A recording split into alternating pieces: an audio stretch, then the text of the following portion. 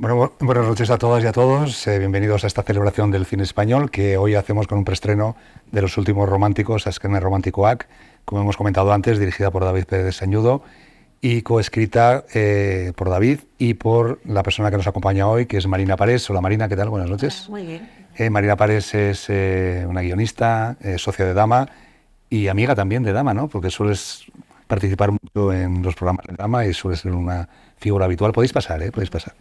Podéis pasar y acomodaros tranquilamente por aquí.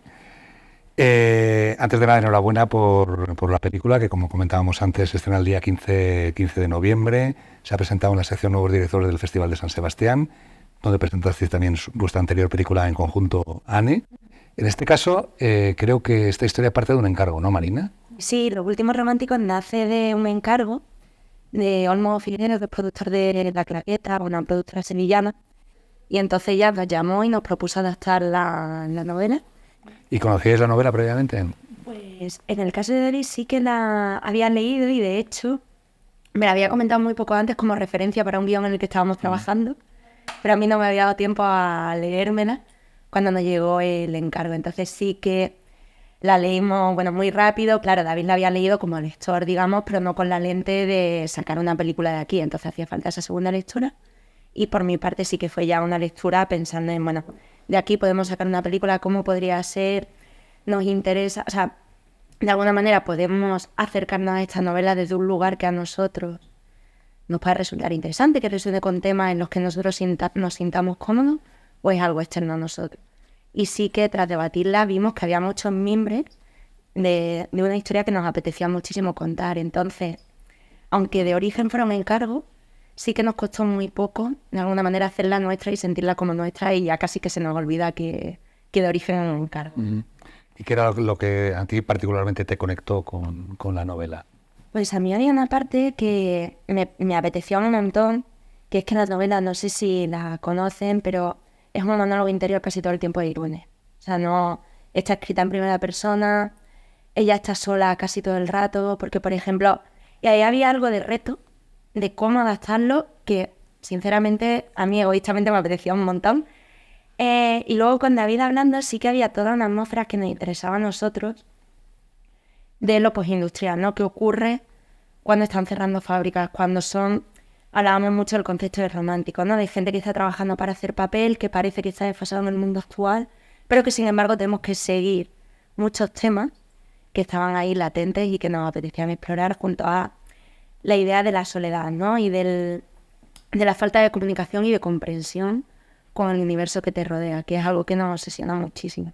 Sí, a mí me llamaba la atención al ver la película, ¿no? Que era, digamos, una película ambientada en la actualidad, pero sin embargo con un entorno y con un paisaje industrial que a mí me retrotraía hace unos cuantos años, ¿no? Que son como, digamos, los últimos, digamos, o casi las últimas fábricas de este tipo que podría haber en Euskadi, ¿no? Completamente, sí, esto viene mucho de la propia novela de Chani, ¿no? Y el título ya lo indica, Los últimos románticos. Un poco esa idea de mirar hacia atrás, hacia un universo que está desapareciendo, pero a mí es lo que me parece el gran hallazgo, por lo menos en la novela de Chani, que no es una mirada romántica en el sentido de conservadora o de nostálgica, de decir antes estábamos mejor. No, antes había cosas que estaban mejor, pero otras que no. Y por suerte tenemos otras alternativas. Lo que pasa es que todavía tenemos que construirlas y tenemos que encontrarlas. Entonces está esa mirada hacia el futuro, pero sin perder de vista el pasado. Mm. A mí quería que habláramos un poco casi de técnica, ¿no? De escritura, ¿no? Porque esta, evidentemente, lo decías tú al principio, no es una película de acciones, sino es una película sobre todo de emociones. Los guionistas soléis hacer escaletas. Yo no sé si hacéis, en este caso, habéis hecho escaletas tanto de acción como de emociones. No sé si la emoción, a la hora de concebir la película, las escenas y la escaleta, la emoción va antes que la acción o al revés. Yo creo que son como un proceso concomitante, ¿no? Es muy difícil de separar. También cuando parte, o sea, nosotros cuando escribimos un guión original, digamos, que no esté basado en una novela, partimos siempre de emociones y partimos siempre de personajes. Igual tenemos tres nociones de trama muy escuetas, de tres puntos por los que sabemos que tenemos que pasar, pero lo que nos interesa realmente es el viaje interior del personaje. Lo que pasa es que lo delicado de empezar a escribir así es que te lance a ideas muy abstractas que acaben teniendo difícil traslación, ¿no? Y esto, viniendo de la novela, que era puramente psicología, digamos, el peligro de caer en algo muy abstracto o muy poco definido era muy grande. Entonces lo que hicimos fue, por un lado, subrayar todo el libro, o sea, ir distinguiendo como distintas tramas en el libro que podían ser susceptibles, pues eso, de convertirse tramas en películas, y escaletear el libro, digamos, como por capítulos. Son capítulos muy cortos del libro. Vamos poniendo capítulo 1, capítulo 2. Y a partir de ahí, ir construyendo tramas. Luego, en base al monólogo interior de ella, íbamos viendo qué correspondencias podían tener esas emociones con esas tramas que habíamos ido planteando. Y cómo podíamos irle dando vueltas a ciertos eventos para que tuvieran más que ver con la emoción que con la acción. Porque efectivamente, creo yo que la trama en esta película, por ejemplo, es casi un peaje, ¿no? O sea, es algo que tienes que tener para que avance y para que se sepa en qué dirección va, pero no era lo que nos interesaba, ¿no? Y el tema del bulto, por ejemplo, sí que a la hora de escaletear nos lo planteábamos casi, o sea, no un MacGuffin, pero bueno, una excusa que fuera guiando el viaje del personaje, pero que al final no importa, y por eso se deja muy claro desde el inicio de, oye, no es un cáncer, no es una película sobre el cáncer, es una película sobre una mujer que está teniendo que reaccionar, ¿no? No sé si más o menos. Sí, sí, sí. Y luego esta parte de, digamos, el realismo, pues una película muy, muy, muy realista, en un ambiente, digamos, muy determinado. La mezcla del realismo y esa fantasía que tiene ella, que está muy bien modulada, ¿no? O sea, ese equilibrio me parece que era como muy complicado de encontrar y sobre todo que, digamos, no te desviara demasiado de ese realismo, ¿no? Me parece que es estupendo, además hasta el nombre, Miguel María, me encanta.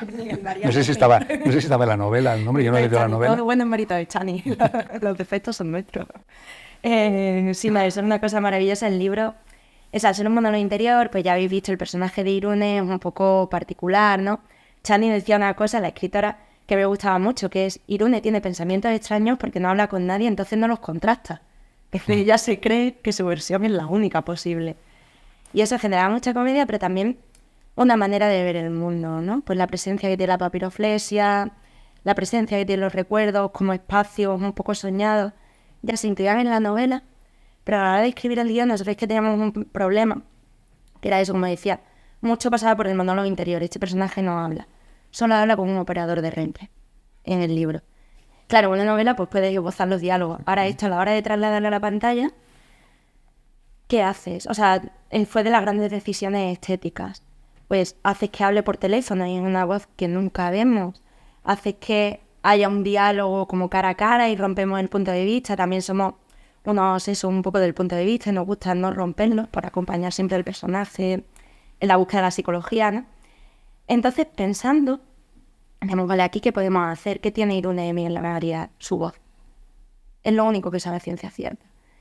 Y repasando películas así, que también es algo que hacemos en nuestro proceso creativo, ver películas que se parecen, volvimos a ver Mia Madre, de Nanni Moretti, en la que hay una directora de cine que tiene picos de estrés, entonces ella tiene ensoñaciones, pues por ejemplo estampa un coche y no rompe en ningún momento el código, lo estampa y luego te das cuenta de que no, lo ha estampado, sigue con su vida, y nos apetecía mucho, por no romper el realismo, hacer algo que fuera creíble. Entonces empezamos a pensar, vale, ¿qué ocurre? Irune, que tiene un problema con su cuerpo, o sea, tiene muchos problemas la pobre mía, pero tiene un bulto, tiene un problema con su propio cuerpo, ¿no?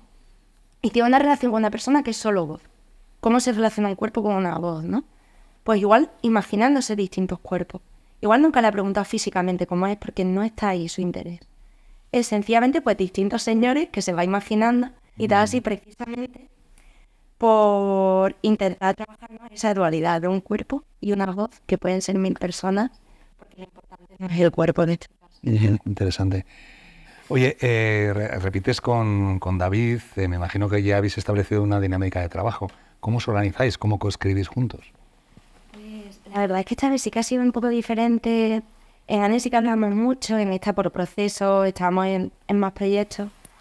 Sí que en este caso arranqué más la parte, digamos, por mi parte, de adaptación de la novela, de coger la novela y irla transformando, este proceso escaleteado.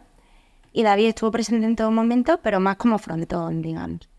Y una vez que todo eso fue germinando en una primera versión de guión, de ahí David sí que empezó a escribir sobre la base de lo que había, empezamos a dialogar, a realmente llevarse la película a su terreno y a ver un poco eso, un guión que creo, o sea, no sé si esto está bien dicho o no, o sea, hay directores a los que les puede dar pero creo que es un guión que se mete mucho en dirección, pues por estas cosas de realismo mágico, ¿no? De Miguel María que aparece, del incendio final, del sonido que hay casa a casa. O sea, ya desde el guión se estaban marcando muchas ideas de dirección y eso no tenía sentido hacerlo sin David de la mano, ¿no? Porque luego se iba a ver encorsetado en una fórmula en la que no se iba a encontrar. Entonces sí que hablamos mucho y luego también el proceso de ensayo él me permitió estar con él, con los actores y reescribimos parte con los actores, o sea, ya una vez probado el texto, viendo que funcionaba bien. Sí, porque imagino que con los actores, sobre todo con esta actriz, Miren Azañaga, o sea, es increíble el papel que hace, que a veces con ella me imagino que igual diálogos que habías previsto sobran, ¿no? Un poco sí. Que puede sobrar porque ella expresa todo lo que quieres expresar, me imagino, con una mirada, porque el trabajo que hace es impresionante. Sí, no, me parece buenísima y de las cosas que también, vaya, que estoy hablando por David, una pena que no esté, porque hicieron realmente un trabajo conjunto muy fuerte viendo cómo era este personaje, ¿no? Porque es muy fácil que se vaya a la parodia, de alguna manera, ¿no? Que se vaya, pues, dicen el brocha gorda, al personaje rarito, un poco en su mundo, donde estés parodiando, pues, ciertas neurodivergencias. Y buscar el término justo en el que tú entiendas que esta chica algo está pasando, pero no es una parodia, no es la representación. Entonces hicieron mucho trabajo, por ejemplo, de miradas. O sea, sé que David tenía muy presente y con Miren lo trabajaron de cuándo miraba a la otra persona a los ojos, cuándo no, en qué momento clavaba la mirada al suelo, cuándo era a lo mejor en el hombro. Hicieron realmente todo ese trabajo y de contención, de emociones, para que no se fuera nunca de tono. Sí, porque no hay nunca una explicación, entre comillas, de lo que le pasa, sino que tienes que ir descubriendo es una persona extraña y ya está, ¿no? Que no hace falta más. Chicas, chicos, si queréis preguntar algo, animaros. ¿Lo del baile que hace estaba en la novela o eso lo habéis metido? Eso también es propio justo con la idea de... Va muy de la mano de lo que decía antes de Miguel María, del cuerpo. En la novela no hay baile, pero hay mucha reflexión en torno al cuerpo, por el bulto que le sale. Y el cuerpo enferma a la depilación, a la regla que no le acaba de venir. Y todo este pensamiento corporal, claro, al ser una novela y primera persona, pasaba mucho por la reflexión. Entonces, pensando, bueno, ¿cómo podemos trasladar este malestar corporal a la pantalla? Pues bueno, uno de los momentos donde el cuerpo se hace cuerpo, digamos, sin más es fin en sí mismo, ¿no? Es en el baile. Porque estás usando todo, ¿no? Y nos parecía que a través del baile podíamos contar esa relación de ella consigo misma, pero también nos permitía jugar mucho con la música, ¿no? De alguna manera que ella se quede estancada en Evan Sarre, que bueno. Pero con esa música del paso de esos movimientos rígidos y que sea realmente la vecina la que le proponga una música nueva, pero que ella, sin embargo, es como él, ¿no? Entonces sus pasos de baile van a seguir siendo de alguna manera lo mismo, ¿no? Por esto que decía también al principio de lo romántico en sentido amplio, de mirar hacia el pasado para avanzar hacia el presente, pero sin olvidarte, ¿no? De dónde viene. Pero sí, fue de estos pensamientos que iban viniendo, sí. ¿Y el duelo de la madre también estaba en el libro? Porque es verdad que está muy presente, ¿no? Es como que parece que como sale del duelo, ¿no? Bueno, al final parece que... Sí, en la novela estaba, pero sí que es de los aspectos que hemos intentado potenciar. Por ejemplo, que la madre hubiera muerto de cáncer de mama, que lo hubiera tenido, es algo que no estaba, pero nos parecía que podía ser un eco bonito para entender mucho mejor de dónde viene todo su pensamiento, ¿no? Y sí que, la novela, sí que el duelo está muy presente. El padre, por ejemplo, tiene también más presencia en la novela, pero en la película, como por necesidad, ¿no? Del propio lenguaje, nos obligaba a simplificar un poco. Entonces lo concentramos todo en la madre, pero yo diría que de alguna manera sí, la novela tiene mucho que ver con el duelo de la madre, de una época, ¿no? De su universo en que no te recuerdo. Es que ya también me cuesta un poco, o sea, no he vuelto a leer la novela desde justo antes del rodaje y ahora ya no sé muy bien. Lo que estaba y lo que no estaba, ¿no? Sí, hay cosas que sí. Del baile sé que no, porque lo hablamos Panchal y dijimos, oye, vamos a meter a Iván Sarre, ¿qué te parece? Sí, lo de Iván Sarre, porque no es de tu etapa, ni de David. No sé eso de dónde vino. Eso de cuando yo era pequeño, no Iván Sarre. De repente, bueno, pequeño, está convencida de que por mi abuela, pero yo no recuerdo esa conversación. Esos VHS ya. Qué maravilla. Esos calentadores, ¿no? Una maravilla. Yo lo cuadraba un poco porque parecía que que había encerrado en el mundo de la madre, ¿no? Como todo era como de la madre, es un mucho, ¿no? Claro, porque también creo que hay una parte como de miedo, ¿no? De salir al mundo exterior. Si te quedas en lo conocido, aunque te esté asfixiando, no tienes, por lo que decía Chani, de contactar con los demás, ¿no? Es mucho más cómodo de alguna manera establecer un monólogo. Y si el monólogo lo establece encima con la persona que ha fallecido y que es tu referente, son todo ventajas, entre comillas, ¿no? El valor es salir de ahí. ¿Tienes algún comentario o pregunta? Sí. Yo te quería preguntar algo. ¿Qué grado de libertad le dieron los productores? Porque supongo que cuando te dijeron, bueno, adaptar la novela, ahí, no sé, porque por lo que hablas me parece que hicieron una adaptación bastante libre, ¿no? ¿Cómo fue eso? ¿Tuvieron que negociarlo o desde el principio pusieron algunos parámetros? La verdad es que no, que... O sea, sí que es bastante... O sea, libre por formato, digamos, y por lenguaje, pero sí que creo, espero, deseo, y por lo que nos ha dicho la escritora, se me hace muy tranquila, se parece mucho. O sea, los temas son muy similares, luego la forma igual cambia, porque a lo mejor para contar un pensamiento en la novela es más cómodo buscar otra forma de narrarlo, pero sí que todo está, Miguel María López está, Iker está, los huelguistas está, o sea, entonces sí que sucede una cosa muy curiosa, que nosotros somos de darle muchas vueltas a las cosas, o sea, y de redefinir, y tiene que venir alguien de fuera en algún momento para decir, parad, porque nos volvemos locos. Y pasó una cosa horrible y maravillosa, que era que acababan de ayudar al desarrollo como al mes de empezar el proyecto. Como, bueno, entregarnos un tratamiento algo rápido para presentarlo a la ayuda, y luego ya veremos. Y de repente en ese tratamiento, quizás por no haber tenido todo el momento de entrar en bucle, salió la forma relativamente rápida. De lo que luego sería cambiar algunas cosas, pero la estructura está casi de inicio. Y a los productores les pareció bien. Entonces, tiramos por ahí. O sea, no mandaron notas, unos productores que no mandaron notas. Alguna.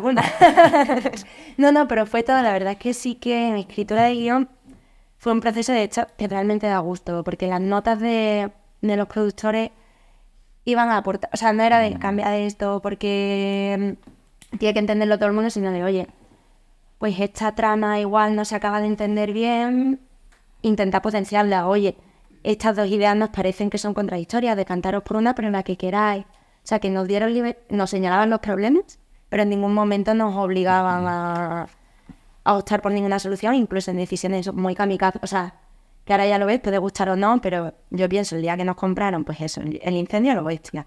Irse a Lisboa. Miguel María, que iba a tener distintos cuerpos. Te dije, bueno, pues también... Nos dejaron mucho. ¿Está ahí una pregunta? Sí, te hay una pregunta ahí.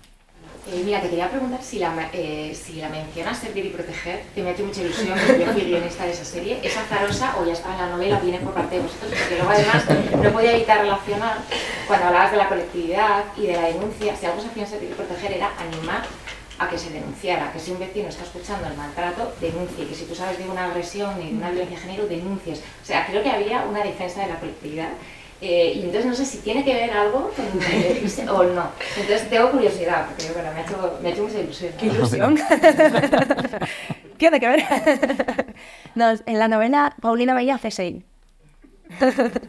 Entonces estuvimos pensando para traérnoslo aquí y sí que había algo que nos gustaba en la serie. Además hay una cosa, pero esto es muy meta, pero nos lo planteamos también, que Maika Barroso, la que hace la actriz que interpreta a Paulina, salió en Servir, salió. Interpreta, entonces en un momento nos planteamos que se viera a sí misma, pero ya nos parecía demasiado. Y fuimos a otro lugar, pero sí que es un guiño, claro, sí.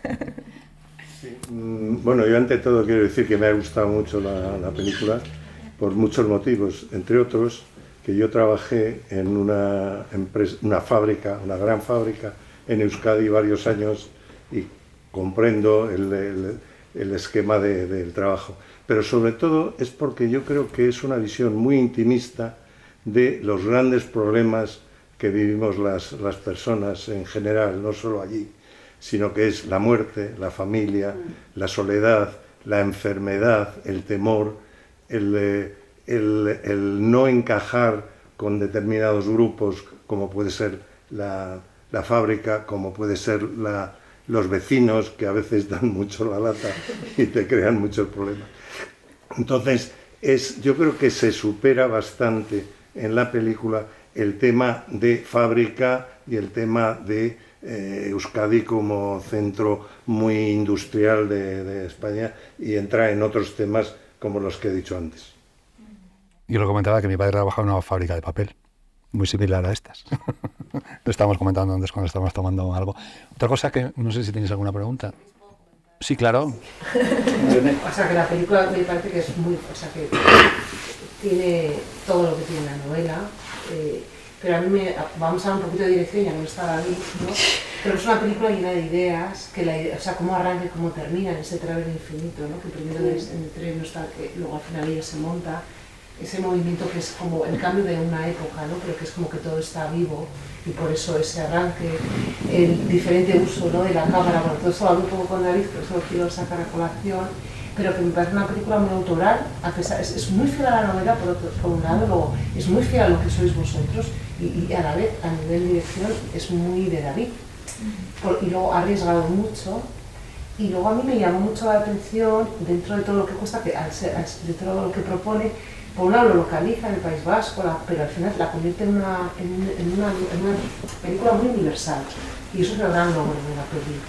Y luego, por otro lado, a mí me llamó la atención de la película, que habiendo leído la novela, leyendo la peli, de repente dije, jo, que termina siendo muy poderosa la presencia de las mujeres, muy sufridoras, porque al final es la madre de Irune, la muerte del marido es terrible.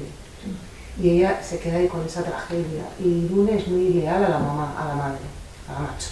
La vecina también con el hijo. Y es como que la familia, o sea, es como una fuente amorosa, y por otro lado también un poco castradora. Y ella que no puede, dice en un momento dado, yo no puedo dejarla sola, no podía dejarla sola. Entonces yo no sé, fíjate lo que he dicho para llegar a preguntarme. No sé si habéis tenido en cuenta el retrato de estas mujeres tan sufridoras. Que se habla también del amor, de los cuidados, de fin de una época, y subtextualmente es una generación también de inmigrantes en Euskadi, son los que trabajaban en las fábricas. No sé si habéis sido conscientes de ese retrato de las mujeres. Pues, a ver, hay una... O sea, no responde exactamente, pero bueno, leyendo una vez un artículo que analizaba Tomboy de Senin Siama, que no tiene nada que ver, de pronto salgo por la tangente, no, pero había una frase que a mí me impactó mucho, que era algo así como que hay algo terrible y muy hermoso en los vínculos materno-filiales, ¿no? En este caso. Porque es un vínculo que te viene dado, que tú, aunque luego lo rompas, aunque la vida te lleve por otros cauces, siempre vas a ver en eso y nunca vas a poder escapar de ello.